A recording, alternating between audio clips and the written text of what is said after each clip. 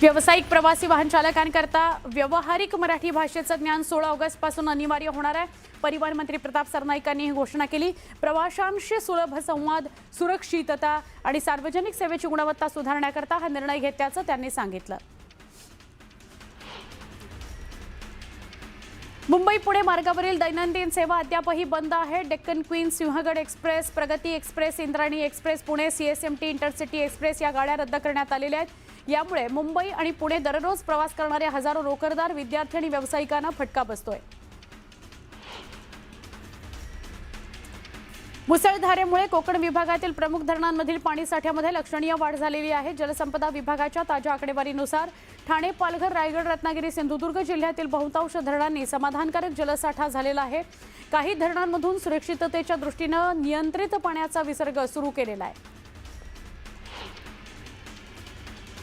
राज्यात मान्सूनच्या मुसळधार पावसाने गेल्या 6 दिवसांमध्ये विविध दुर्घटनांमध्ये 24 जणांचा मृत्यू झाला। या पार्श्वभूमीवर राज्य सरकारने आपत्ती व्यवस्थापन यंत्रणा सतर्क ठेवलेली आहे। एनडीआरएफ आणि एसडीआरएफची 23 पथकांची राज्यभरात तैनाती करण्यात आलेली आहे।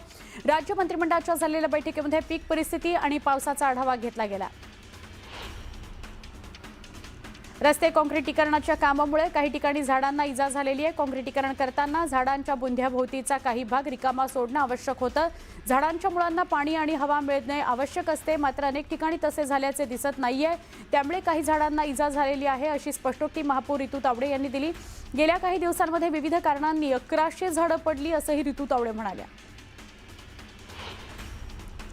11वीच्या प्रवेश प्रक्रियेमध्ये 8 जुलैपर्यंत 3,50,380 विद्यार्थ्यांनी प्रवेश निश्चित केलेले आहेत। त्यापैकी मुख्य कॅप फेरीमधून 3,37,841 तर इन हाऊस व्यवस्थापन अल्पसंख्याक कोट्यातून 12,631 विद्यार्थ्यांनी प्रवेश निश्चित केल्याची माहिती माध्यमिक आणि उच्च माध्यमिक शिक्षण विभागाने दिली आहे।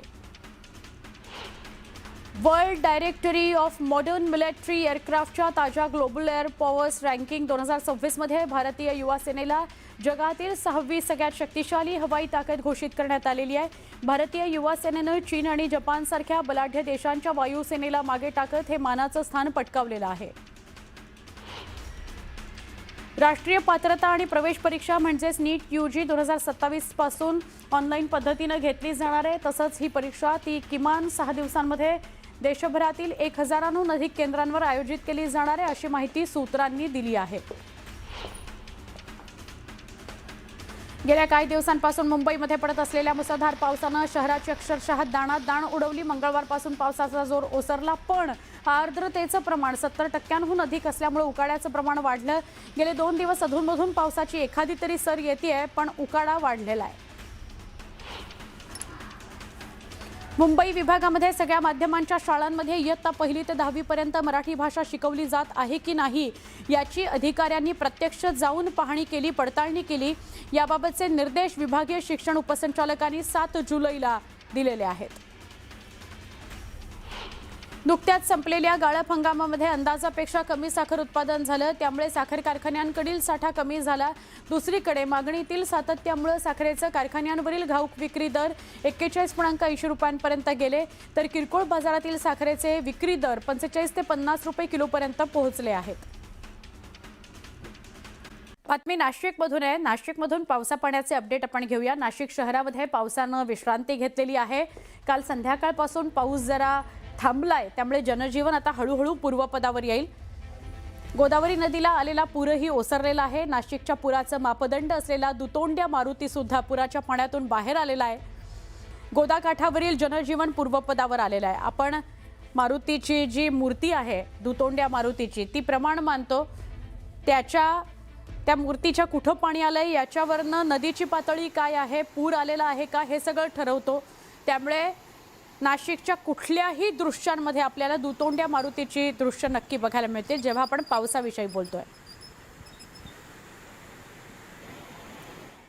साताऱ्यातील कराड तालुका आणि पाटण तालुका इथं सलग 5 तास ढगफुटीसदृश्य पाऊस झाला। मोठं नुकसान या परिसरामध्ये झालेलं आहे। गेल्या 5 दिवसांपासून सुरू असलेल्या मुसळधार पावसानं तिथलं जनजीवन पूर्णपणे विस्कळीत केलेलं आहे। आतापर्यंत 78 घरांचं नुकसान झालंय। 22 नागरिकांना सुरक्षित स्थळी हलवावं लागलेलं आहे। मुसळधार पावसामुळे कराड चिपळूण मार्गावर अनेक ठिकाणी पाणी साचलंय, त्यामुळे वाहतूक पूर्णपणे ठप्प झालेली आहे, बंद झालेली आहे। अनेकांच्या घरांमध्ये, दुकानांमध्ये पाणी शिरलेलं आहे, शेतीत पाणी शिरलेलं आहे। कराड तालुक्यातील कोळे आणि पुलासह पाटण तालुक्यातील मुळगाव, निसरे, शिंगणवाडी, कुसरुंड, सुळेवाडी आणि तामकणे इथले पूल पाण्याखाली गेलेत। या ठिकाणी पोलीस बंदोबस्त तैनात करण्यात आलाय, कारण स्टंटबाज खूप असतात। पाणी साचलेलं असलं आणि पाण्याला प्रवाह असलं तरी सुद्धा पूल क्रॉस करणारी लोक आपल्याला बघायला मिळतात। तर अनुचित प्रकार घडू नये म्हणून पोलीस बंदोबस्त पुलांच्या ठिकाणी ठेवला गेलेला आहे।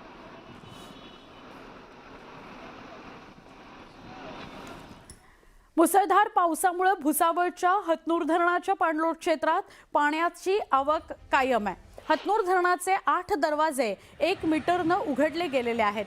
तापी नदीपात्रामध्ये त्यामुळे 16,951 क्युसेक प्रति तास वेगानं पाण्याचा विसर्ग करण्यात येतोय। मग त्यामुळे पात्र विस्तारणार आणि मग तापी नदी पात्र विस्तारलं तर नागरिकांनी काळजी घ्यायची नदीकाठच्या, असं सांगितलं गेलंय।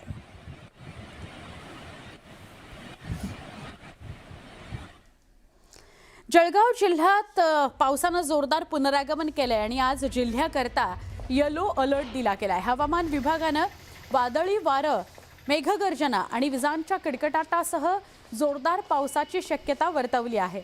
तसंच नदी नाल्यांच्या पाणी पातळीमध्ये वाढ होण्याची शक्यताही लक्षात घेतली आहे आणि नागरिकांनी आवश्यक ती काळजी घ्या, असं आवाहन केलंय।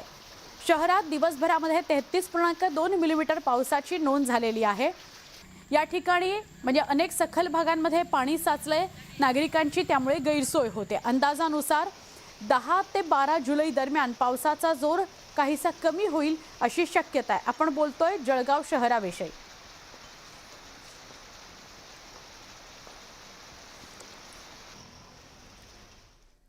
रत्नागिरी जिल्ह्यातील खेड तालुक्यामध्ये खवटी आणि दहिवली गुडुपवाडी इथं भीषण भूस्खलन झालं आणि या भीषण भूस्खलनाच्या दुर्घटनांच्या जखमा अजूनही ताज्या आहेत। आता आणखी एका डोंगर वस्तीवर संकटाचे काळे ढग दाटून आले। खेड तालुक्यातील चिंचवली गोटलवाडी इथं डोंगराला भला मोठ्या भेगा पडल्यात। सगळ्या वस्तीवर भूस्खलनाचा गंभीर धोका उद्भवला आहे। काल झालेल्या ढगफुटी सदृश्य मुसळधार पावसानंतर या डोंगरावरील भेगा या अधिकच रुंदावलेल्या आहेत। अनेक ठिकाणी डोंगर तब्बल 3 ते 4 फूट खचल्याचं धक्कादायक चित्र आहे। डोंगराचा भाग सरकत असल्याची चिन्ह स्पष्ट दिसत आहेत, त्यामुळे ग्रामस्थ भीतीच्या छायेत आहेत।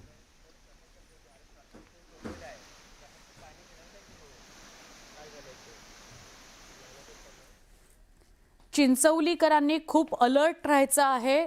पाऊस जर जास्त पडत असेल तर तात्पुरतं स्थलांतर करा, अशा सुद्धा सूचना दिल्या गेलेल्या आहेत। पुढे जाऊया, रत्नागिरी आणि सातारा जिल्ह्यांना जोडणाऱ्या तसंच पर्यटकांचं प्रमुख आकर्षण असलेल्या रघुवीर घाटामध्ये ढगफुटी सदृश्य पाऊस झाला। त्यामुळे धबधब्यांनी अक्षरशः रुद्रावतार धारण केलेला आहे। प्रचंड प्रवाह आहे या पाण्याला।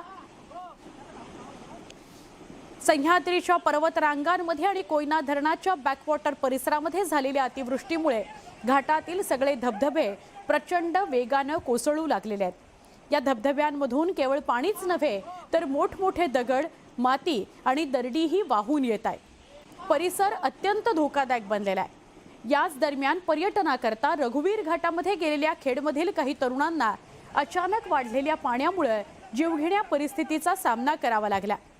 सुदैवानं प्रसंगावधान राखत त्यांनी स्वतःची सुटका करून घेतली आणि सुरक्षितपणे घरी परतण्यात यश आलं। मुसळधार पावसामुळे संपूर्ण परिसरातील जनजीवन विस्कळीत झालंय। घाटातील धबधबे पाहण्याकरता येणाऱ्या पर्यटकांकरता हा मोठा धोका आहे। त्यामुळे अतिवृष्टीच्या काळात रघुवीर घाट आणि धबधब्यांच्या परिसरात पर्यटनाला जाणं टाळावं, प्रशासनाच्या सूचनांचं तंतोतंत आणि काटेकोरपणे पालन करावं, असं प्रशासन सांगतंय। हे दृश्य पाहूनच तुम्हाला अंदाज येईल की पाण्याला किती प्रवाह होता आणि कसा बसा त्यांनी आपला जीव वाचवलेला असेल।